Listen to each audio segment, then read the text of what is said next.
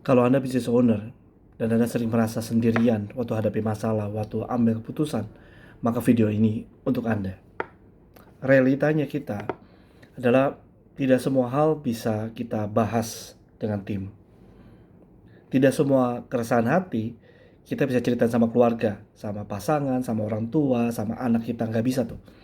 Dan akhirnya semua keputusan, semua kerumitan pikiran kita tanggung sendiri. Nah, cuma ada bahayanya kalau kita melakukan itu sendirian. Yaitu apa? Pertama-tama kita bisa bias, nggak objektif.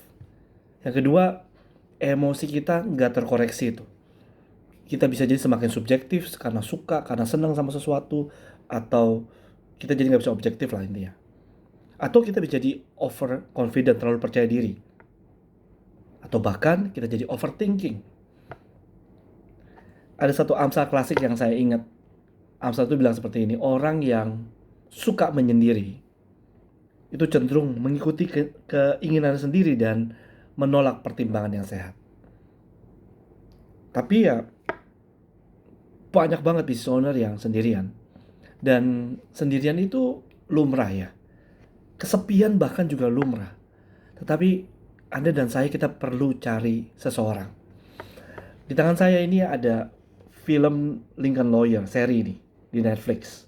Ini orang ini namanya Mickey Holler. Dia adalah seorang pengacara yang hebat, yang jenius banget.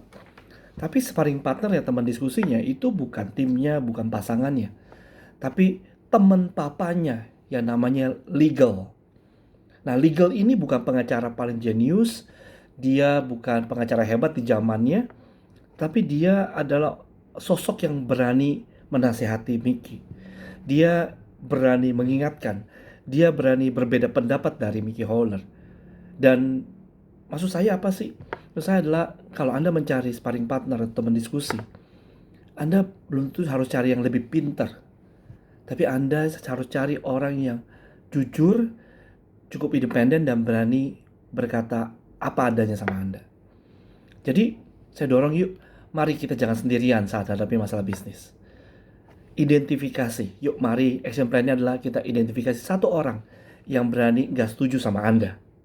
Satu orang yang bisa Anda telepon dan bertanya, menurut kamu saya salah di mana? Dan semoga Anda bisa jadi pebisnis yang jauh lebih bijak karena everybody wins when the leader gets better. Sampai jumpa di video berikutnya. Saya Dani. Bye-bye.